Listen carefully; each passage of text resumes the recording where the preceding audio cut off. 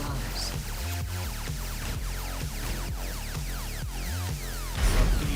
Guided by the stars. Kazuyami Shiba.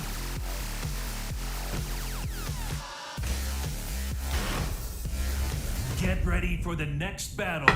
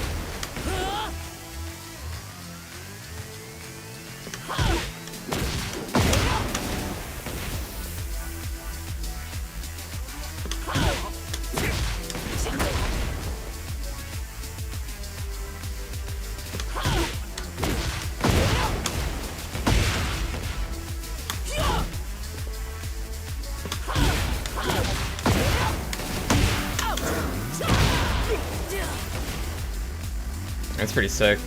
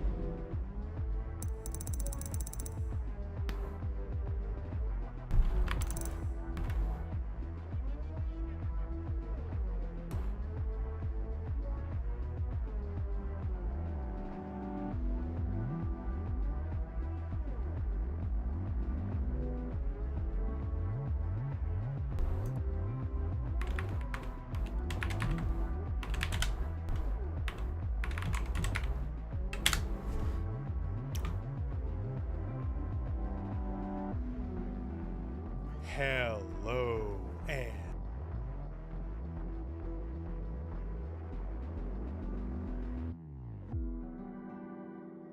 plus on block, high, that's nice. However, in heat mode, roll right in Tekken 8. Zafina. So Zafina is our mystic slash fortune teller slash not quite possessed by actual Satan. So you may notice from some of her moves, her hands can get awful big. And that's because she has what is effectively the in-game world of Satan kind of trapped in her body. Jin tried to stop him and destroyed the world to do so, but she actually succeeded. But the cost is Azazel is now trapped in her body. Now the thing about having Tekken Satan in your body is it does give you some pretty cool friggin' moves. Like you see all these gigantic hand attacks, all that kind of stuff. They're all great. They all do a lot of damage, a lot above average damage kind of across the board. The issue is though, even though I'm hitting you with gigantic cool moves, look at my health. I'm also getting hurt.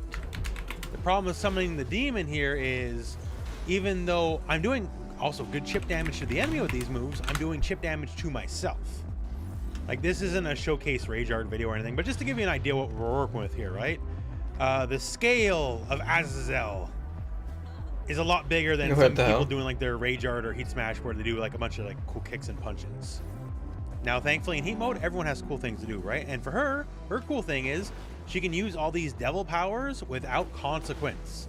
They no longer hurt her to do, and they still do a lot of damage to the enemy, and they do even more chip damage to the enemy, like Titanic levels of chip. So you can kind of go to town and start using these moves just willy-nilly. Also, many of these moves in heat mode specifically gain a defensive property, in that specifically she'll have the power crush ability, so she can armor through many attacks while calling on the demonic powers. So that's actually well, very helpful, that you can always just kind of make it your turn, your turn, your turn, over and over and over. Like, she's even so committed to the bit, she has a parry. Ooh. And this is the parry here, and look at the damage she deals to herself before anything even happens. So you really gotta commit. That said, if you get the parry off, the reward is also pretty big. It's very damaging for a parry attack. But besides the demon stuff, the Azazel stuff, one of the main just key reasons you want to play Zafina is she has multiple stances. So she has Scarecrow stance, she has Tarantula stance, and she has the Mantis stance. So Scarecrow is sort of the game winner, the breadwinner. Like, this is like the main event stance. Tarantula, it looks funny. Like, look at that. It's kind of cool, right? And Mantis stance, It would have been better if she was Goblin backwards. stance is like, you're just kind of being all nefarious, right? Oh, don't like it? I'll go the other way. A lot of your offense, one way or another, will just make you transition to the stances over the course of the gameplay, right? And the stances also can transition into one another. Also, the game wants you to transition to the stances. Like, it'll let you not transition. So it did give me an idea. Forward 3. If I don't transition into the stance, I'm -1. If I do, I'm +3. So there's a pretty sizable reward, right? Generally, most of the moves and strings she has that transfer into a stance, you're just going to have more frame advantage on hit or on block regardless. So it's to your benefit. So what do we got for the stance here? We got quick pokes here for Scarecrow. We got more Azazel moves. One really good one here, 1+2, is a good source of pretty heavy plus frames, and it's a mid as well. So the only real way to deal with it is to sidestep it. We do have a snake edge style launcher. So if you weren't already blocking low, get launched, get comboed. You got low pokes as well if you need it to transition to the stances. We even have back one too. This is the classic kind of old broken Zafina poke. It's now in the stance specifically, and it hits from very far away in stance. You try to hit me with a low afterwards, you just get got. Is exciting in this game for Shaheen is that he has something that's really new and pretty rare in 3D fighting space. He has an actual flash kick, as in hold down, charge, hit up and 2 in this case, and he'll do effectively like a flash kick, although with his hands, just like Guile. And what's really cool about this specifically is it gets really scary in heat mode. So this move in heat, oh, more damage, bigger effect. So it's very plus when it connects, so you can actually link moves after the fact. So it can kind of become like its own little mini can combo with some pretty appreciable damage. And besides that, cool character. Leo Clyson, our resident spelunker and also resident androgynous Baji Quan user. Is Leo a boy? Is Leo a girl? I'm not sure. All I'll tell you is Leo's gender is violence, as Leo is the master of the Iron Mountain. Now, out of the gate, one of the unique things about Leo is they have a unique resource mechanic, a buff. Now, we've already talked about multiple characters in this video that have buffs. The difference is Leo's is their generic key charge. So their generic key charge is different than everyone else in the game, in that that's where the buff lies. And when the buff is live, then all of a sudden, like, all new moves, all new strings are active. The generic kind of hell sweepy style move here, down back 4-1. Normally, that's all she wrote. When you have this live, Down back 4, 1, 1 plus 2, a lot more damage. And lots of strings can benefit, like 4, 2, 4, 3, only possible with the buff live, more damage. Back 3, 1, 2. So it just gives already existing strings an additional ender that's very powerful. And like so many other buffs in the game, when you're in heat mode, the buff's always on. So that makes it an extra handy dandy to say the least. Now, the main thing with Leo is two specific stances, the Jinji Du Li stance and Fobu. These are otherwise collectively known as K&K stance and BOK Bok stance. Leo has many moves that shift between these two stances, and the thing is, these stances have a good amount of mix-up to them. K&K stance has unassuming things like high into mid, but it's a heat engager, that's nice.